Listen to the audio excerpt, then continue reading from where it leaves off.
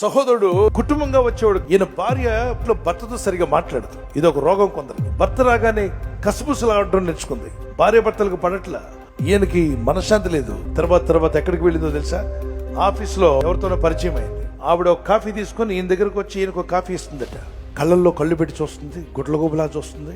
ఇలాగ నా భార్య చేయట్లేదే అంటే ఆదాము యొక్క పక్కటెముకను తీసి అవ్వను చేసి వారిద్దరిని భార్య భర్తలకు ఇచ్చాడు కదా.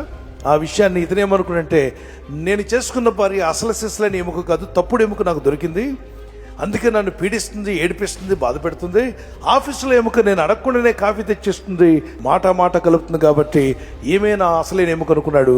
కళ్ళల్లో కళ్ళు పెట్టి చూడటమే కాదు, కాఫీ ఇచ్చి చూసింది. తర్వాత పేపర్లు పెట్టింది. ఏం పేపర్లు? ఆమె లోన్ తీసుకుంది ఇంటి కోసం. లోన్ పేపర్లు ఈయన ముందు పెట్టి లోన్ తీసుకోవడానికి సంతకం పెట్టమని కళ్ళలో కళ్ళు పెట్టి చూసిందట. దీనికి ఏం చేశాడు? సంతకం పెట్టాడు. కారు కొనడానికి వెళ్తున్నప్పుడు కారు లోన్ పేపర్స్ ముందు పెట్టింది, కాఫీ ఇచ్చింది, కళ్ళలో కళ్ళు పెట్టి చూసింది, పెట్టు అంది. ఇలా చూస్తూ పెట్టేశాడు. ఇంటికి వెళ్ళడం మానివేశాడు, పిల్లల్ని పట్టించుకోవడం మానివేశాడు.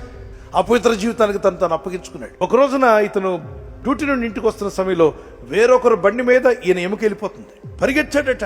లాస్ట్కి వెళ్ళి చూసరికే హే అని పిలిస్తే ఆవిడ పోరా అందట. అమ్మో, ఇంత మాట అంటావా? అన్నిటి మీద సంతకాలు పెట్టించుకున్నావు, నేనెవరో నీకు తెలీదా? Get lost. గిరగరా తిరిగింది తల. అప్పుడు అనుకున్నట, ఇంత పచ్చి మోసమా? ఏడుస్తూ ఎడిపోవాలి తెలియక అసలు ఇంటికి వెళ్ళాడు, అసలు ఎముక దగ్గరికి. ఆవిడ చీపురు కట్ట పట్టుకుని బయటకు వచ్చిందట.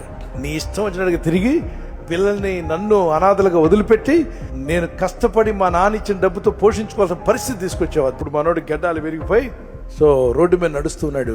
ఒక రోజున బ్రిడ్జ్ మీద పాస్ట్ గా నడుచుకుంటూ వెళ్తూ ఇతను ఎక్కడో చూసినట్టుందని చూసినాడు. బాబు, ఇలా అయిపోయావంటరా, మీరు ప్రార్థన రాకుండా దేవుని సహవాసానికి దూరం అయిపోయారు, గతి నీకు ఎందుకు పట్టింది అని అంటే, వాట్ ఈస్ యువర్ ప్రాబ్లం అంటే, బోన్ ప్రాబ్లం అన్నాడట. ఎముక ప్రాబ్లం సార్ అన్నాడట.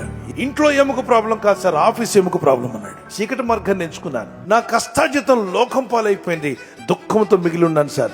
దైవ సేవకుడు చెప్పాడు, ఇప్పటికైనా ఆలస్యం చేస్తే ఇంకా నష్టపోతావు. దేవుని దగ్గర పశ్చాత్తాపడు, ఉపవాసం ఉండి ప్రార్థన చేయమంటే, దేవా నన్ను క్షమించమని గుండె బాదుకొని ఏడ్చాడు, ప్రార్థన చేశాడు. ఇంకెప్పుడు ఈ చీకటి మార్గంలోకి వెళ్ళను ఆయన. ఇతనిలో మార్పు వచ్చింది. తర్వాత ఈయన మారాడని తెలిసి ఆయన భార్య కూడా క్షమించడం ప్రారంభించింది. కుటుంబం అంతా మళ్ళా తిరిగి కలిపాడు దేవుడు. దేవుని స్థానాన్ని ఇంకెవరికి ఇవ్వకూడదు. ఎవరి స్థానం వాళ్ళకి ఇచ్చేయండి. భార్య స్థానం ఇంకెవరికి ఇవ్వకూడదు, భర్త స్థానం ఇంకెవరికి ఇవ్వకూడదు. ఏ పురుషునికి ఎవరికి ఇవ్వాల్సిన స్థానం వాళ్ళకి ఇస్తే, ఎవరికి ఇవ్వాల్సిన రెస్పెక్ట్ వాళ్ళకి ఇస్తే మీ జీవితాలు బాగుంటాయి. పడిపోయిన వాడిని తిరిగి లేవనెత్తేవాడు దేవుడు, మన బ్రతుకుల్లో కట్టేవాడు.